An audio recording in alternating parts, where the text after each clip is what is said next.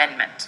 Thank you, Mr. Speaker and members, and I appreciate you hearing me out on this. I had an almost identical amendment that I have withdrawn, so we won't have to deal with it later. I would like to weigh in on Representative Johnson's amendment because I think it makes abundant sense. Not only were large urban police departments testifying against this bill in committee, as was noted by Representative Johnson and in our back and forth, but then you have others who did not come to testify against it, have registered their opposition to this, including Dallas Police Department. And you know, I believe that police chiefs in Dallas, city council people in Dallas, city government in Dallas knows what Dallas needs to keep its people safe. And when experts in the field, when law enforcement says that this will actually make our communities less safe, that's something that we should listen to. And while I heard Representative Burkett talk about Second Amendment rights on the back mic just a moment ago, I'd submit that Second Amendment rights are trampled by just allowing local control so that experts in law enforcement, city council people, can determine what the best policies are for their communities.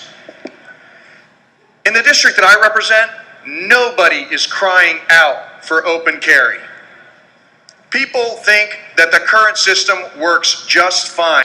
Now, members, I'm not an expert on constitutional law, but what I am an expert on is understanding that decisions are made best when they are made closest to the people and when they rely on experts in the field like law enforcement. And so when law enforcement comes and testifies against legislation like this and says that communities are going to be less safe, I listen to them. And Representative Johnson's amendment is very simple. It says, hey, let the city council make that call in our large urban areas, Austin, San Antonio, Dallas, Houston. Not in your districts, just in these districts. Nobody in the district that I represent is crying out for open carry. In fact, I believe, and Representative Johnson, I'll come back to you in a moment, but I believe that this is a solution looking for a problem. And in fact, this is proffered, members, by the same groups that will come back session after session after session, ask for more and more and more because they need a reason for being. It's not about the Second Amendment. These are about outside groups that need membership and need scorecards. So this time around, it's campus carry. This time around, it's open carry. Last time around, it was private property rights that we trampled on. Next time around, it's going to be constitutional carry. These groups cannot be satisfied. And if you think you're just going to get away today with voting on this once and next session they're not going to come back with something else, you're mistaken. We did stand your ground because we thought that's what needed to happen.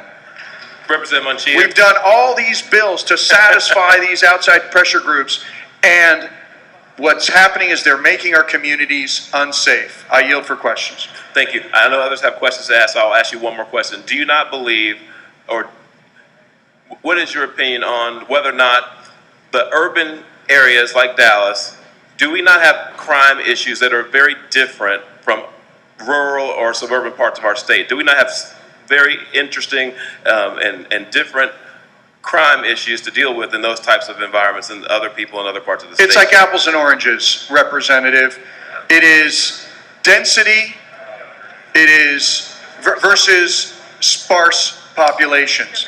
The issues at play are completely different, and I think your amendment strikes the right balance and asks us to treat different situations differently and allows local control to carry the day. And that's why I'm speaking so passionately in favor of this. Mr. Speaker. Mr. Fallon. Gentleman, yield for a question. Yield for questions. Yes, yeah, thank you. Gentleman yields. Representative Anchía, were you aware that Representative Johnson's favorite Supreme Court justice was Anthony Scalia? I was not, and I suspect that's not the case. Mr. Speaker. Does the gentleman yield? Mr. Chates, gentleman yield, Mr. Anchía. Yes, I yield for questions.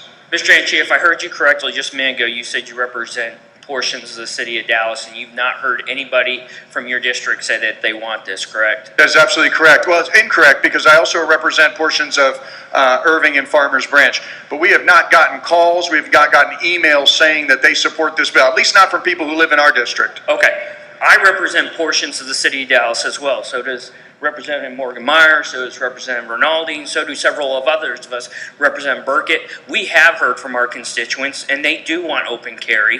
And I live in the city of Dallas, and I want open carry. So this isn't an issue that I think where we should be treating the residents of the city of Dallas any differently than the residents of the city of Arlington or Cleburne or College Station or any other city in the Well, state. then, you know what you should do, Representative Sheets? You should go lobby your city councilman and tell them, hey, we want open carry. And you can get all those scores of people that allegedly are calling your office from your district who want open carry and go down to City Hall and have them pass an ordinance in favor of that. But Again, listen, you're treating my residents differently because then they're going to have to do something No, your residents additional would be beyond treated what we're just doing like right my now in order residents. to get this right. Your Thank you, residents would sir. be treated just like my residents, Representative Sheets, and you could go down to City Hall and you could deal with DPD and law enforcement and you could make the case. And I'm making the case today, Representative Sheets, that this is bad policy.